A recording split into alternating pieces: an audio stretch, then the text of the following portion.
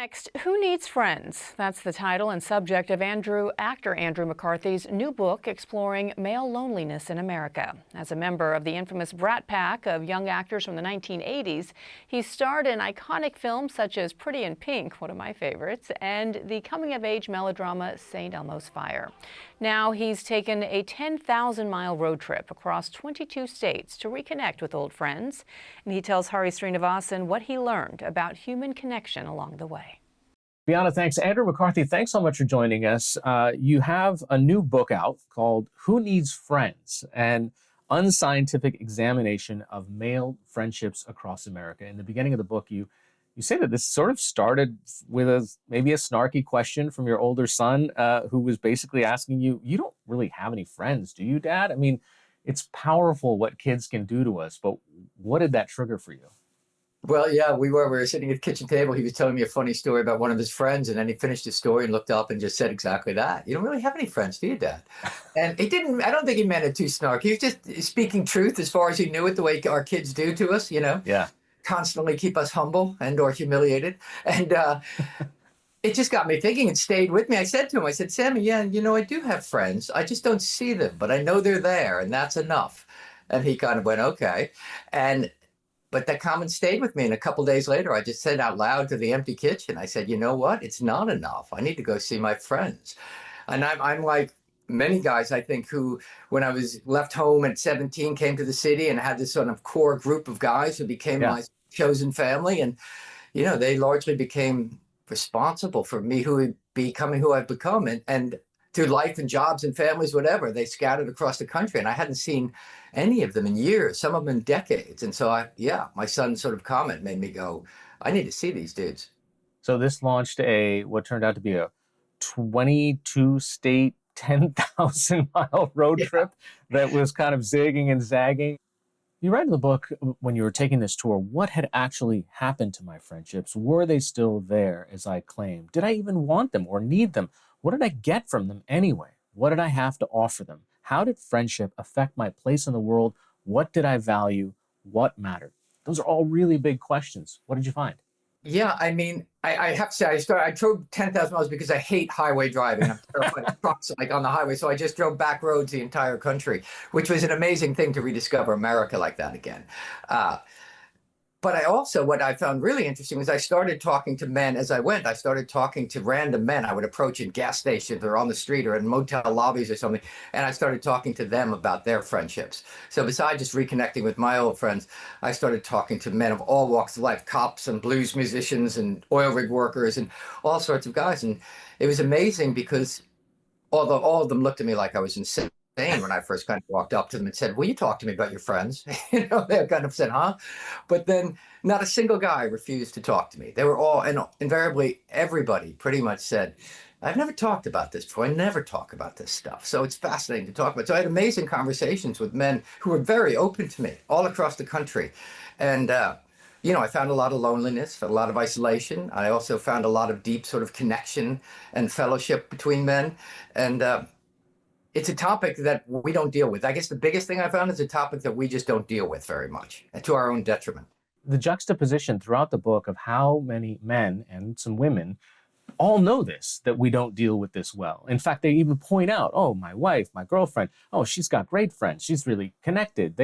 And you're just like, wait, what's the gap here? Why is that gap where when we can see how healthy relationships are nurtured and formed and how people communicate, what were the reasons that you found that men weren't? You're right. You say a lot of guys I met said, yeah, my wife is my best friend, but I'm not hers.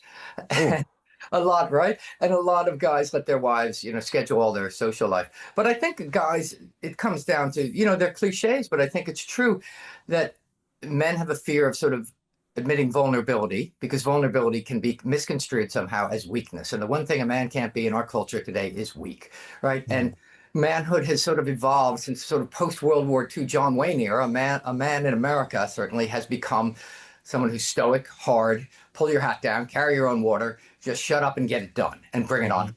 And that's not always the way it used to be with friendship and with men in America. Back in the 19th century, Abraham Lincoln and Joshua Speed were dear friends. There's lots of examples of men writing these profuse, affectionate letters to each other. There's a lot of physical affection, so the idea of friendship in America changed somewhere in the last 100 years to a really sort of narrow focus, and I think to our detriment, because I think it's just very isolating. You point out in the book that, look, it wasn't always this way. I mean, that there were periods, even in American history, where even some of our leaders were expressing affection toward other men in a non-sexual way, or that we had the capability and the vocabulary to say "I love you" to another man and be fine with it, and society was fine with it. But it really, as you're saying, that kind of in this post-World War II or whatever that machismo image that maybe it's Hollywood, maybe it's other places that have generated, we really kind of fall back on that as that's the norm and that's how I should be. Yeah, I mean, very much so. I met two guys in their 70s in Ohio, Lou and Bobby in Ohio, and they're former cops, and they were pretty tough guys. And I wandered up to them and I said, like I did to everybody, I said, can I chat with you guys? And they went, sit down. And anyway, they've been friends since they were 10 and 12 years old. For more than 60 years, they've been friends. And Lou said to me at one point, he goes, we started saying I love you to each other a couple of years ago. I tell my wife I love her. I tell my kids I love them. Why can't I tell my best bud I love him? And to which Bobby leaned over and said, yeah, well, we haven't graduated to a goodnight kiss yet. But, which I think what you alluded to, I think there's this sort of fear somehow, this intimacy and or that kind of thing being misconstrued with sexuality. And I just think it just gets in our way so much. All the kind of longevity research points to the fact of how important social connection is. And there are groups of men who are getting together, whether it's in a formalized setting or informal. They're actually practicing this thing that now is being advocated, which is that you should have connections and relationships and feel useful and purposeful. And so many of the places that you describe, it's like this was now part of their schedule, part of their ritual of life. Yeah, I mean, absolutely. I think one of the statistics I talk about in the book is Harvard just recently concluded an 85-year study saying the single most important thing needed for a longer, healthier, happier life is not a good job or physical health, but connection to community. And everywhere I went, I would often hang out I'd go to these small towns and local diners in the morning. I discovered breakfast is the most optimistic meal of the day in America. And just you go hang out in a diner and you park yourself there for a while and you'll see the whole world go by. And there was one place in Elkins, West Virginia, I went, and it was a diner, and in the center of the room there was this table of about 8 to 10 guys actually, and it was the big table in the middle of the room, and it was just older guys with their mesh caps on, their Carhartt jackets, and they're just sitting there, and one would get up, another guy would come fill his spot, and I asked the people sitting next, I was watching them, fascinated, and I asked the people at the next table, I said, is that the Brain Trust over there? And the lady said to me, she goes, yeah, well, they'd like to think so. But then she said exactly what you're speaking to. She goes, at least they've got each other. And I think that's exactly it. They just come there. These guys are going to see each other tomorrow and tomorrow and tomorrow. They just have a place to go and connect with and not feel so isolated. And I think there's just so much isolation. I asked pretty much everybody, every man I met along the way, I said, you ever feel lonely? And young guys were very quick to kind of go, oh, yeah, I'm lonely a lot. And older guys would invariably say, no, too busy, never feel lonely. And, I know when I answer that quick and that sharp, it's either something I'm afraid of or I'm lying. And, but again, I think the admission of loneliness is tantamount to admitting weakness, so people just pull back on that. And then that keeps us further isolated. I think it's pretty simple. And yet it's something that's so prevalent and something we have fallen prey to, The inverse is also true, that the loneliness is so bad for your health, right? I mean, you point out statistics that say it's basically worse than smoking a pack of cigarettes a day. And as you mentioned, it says there was a study, it was 2021 State of the American Friendship Report. Only 27% of men said they had 6 or more close friends, and 15% said they had none. No close friends at all. Yeah, that's up from 3% in 1990. So, I mean, we're going the wrong direction for sure. And there's also, 50% risk increase of dementia for people that are isolated and lonely. I think a 38% risk of increase of heart disease. So it's not just like, oh, loneliness is sad. It's like, no, it's physically affecting our health. And like you alluded to, it's equivalent to, I think, 15 cigarettes a day and 6 alcoholic drinks a day. So, I mean, it's really something that, we ought to be addressing besides just feeling sort of bad about it. Our audience might, depending on their age, might not remember the movies that you were in, and you were called part of this club called the Brat Pack in the 80s. And You had kind of your own struggles with fame and that you weren't really ready. It was sort of thrust upon you. And then you write about the fact that you actively kind of withdrew, and it might have also contributed to, alcoholism and kind of different stages of your life that were difficult. What would you kind of tell yourself maybe at that point in your life about friendships and how important they would be 40 years from now? You alluded to being in the Brat Pack and all that stuff, and that time in life, and it was kind of a wondrous, sort of exciting time. But I did feel sort of very overwhelmed. And had I known, I retreated very much from that because I'm a fairly introverted person in certain ways. So had I sort of latched on to my peeps in a stronger way, I think I might navigate it through that easier. Because it's just good to get out of our heads. There's a lot of nonsense goes on up there when we don't sort of blow it off. You need a friend to kind of go, hey, wait a minute, dude, what are you thinking? I was on the trip and my wife said, how's Matthew? I reconnected with my buddy in Kentucky. She said, how's Matthew? I said, he's great. I said, what are you doing? I said, just stupid stuff. And she said, that's good. You need to do more stupid stuff. I go, sweetheart, I think I do a lot of stupid stuff. And she said, yeah, but you need to do the stupid stuff so you don't do the really stupid stuff. I really understood what that meant, I think we just need to sort of connect. I think it's whether male or female, although women seem to be much better at it in many ways than men. I think guys tend to be, I heard a line, I've stolen it, that women make friends face to face, guys make friends shoulder to shoulder. I think something in that with guys, you hear men, I met a bunch of men from the military and stuff along my way, and they all talk about how, obviously that's a very bonding experience for guys. And I think that's really true, that often with guys, we need to be sort of engaged in kind of an activity. I met one guy along the way, said he had a real hard time telling his teenage daughter, that he loved her, but he thought nothing of jumping in the car and driving her 8 hours back to college. You know what I mean? The action is demonstration of love for guys, I think, in a very real way. We feel safe in that. We know how to find ourselves in action. Yeah, there's a passage you have with, I can't remember, I think it's Marfa, Texas, where he talks about get in the truck, friends. The guys who just get in the truck and drive, no questions asked if you ever, and most men are like that. We value loyalty a tremendous amount. It's like, who's really going to have my back for me? You have a quote from Epicurus. It's not so much our friends' help that helps us as the confident knowledge that they will help us. We value that so much that we're like, well, the small stuff, we kind of minimize the actual maintenance of that relationship and the words that go into it. Yeah, absolutely. I think it's one of the things why my friendship sort of slipped away, because I just knew, and I did know, even if I hadn't seen him in a decade, I call up Ed and go, dude, I need help. He's there. You know what I mean? But the active managing and involvement in friendship, it does something different too. Besides that sort of get in the truck quality, as I drove across America and meeting all these guys and reuniting with my friends, I felt sort of like this emotional safety net spread out underneath me in a certain way. In a way that I didn't realize I'd been missing all these years. I feel like many guys feel this great obligation to provide in life, whether it comes from, the caveman and bringing the saber-toothed tiger back into the cave or what. This notion that we need to provide, that's what we do. And I think a lot of men's self-esteem rises and falls on the degree to which we feel we're providing well, and I have talked about this with my wife, and she'll go, oh, sweetheart, we're in this together, and she's absolutely right and everything.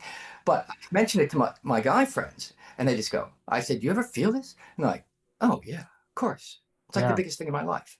So just that sort of, without talking about it any further, just that identification and understanding of that, it's not that support's better than my wife's. It just, as my kids say, it just hits different. You know what I mean? And so I think we need both those kind of things. Throughout the story, you're kind of one of those get in the truck kind of friends for a friend of yours, Sevi. And, you get to his apartment in Baltimore and you haven't seen him in years. And describe what was happening. What did you not know? Well, my friend Sevi had terrible back pain. It's stenosis and narrowing of the spine. So he had to have a massive, one of those 8-hour back operations, and it just didn't work.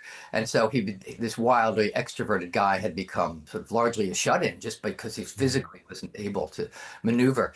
And I walked in and he canceled on me a few times. And I was maybe being melodramatic to myself, but I thought, I don't want the next time I see my friend to be at his funeral. I'm going to his house. So I just got in the car and I just drove to his house and just knocked on his door unannounced.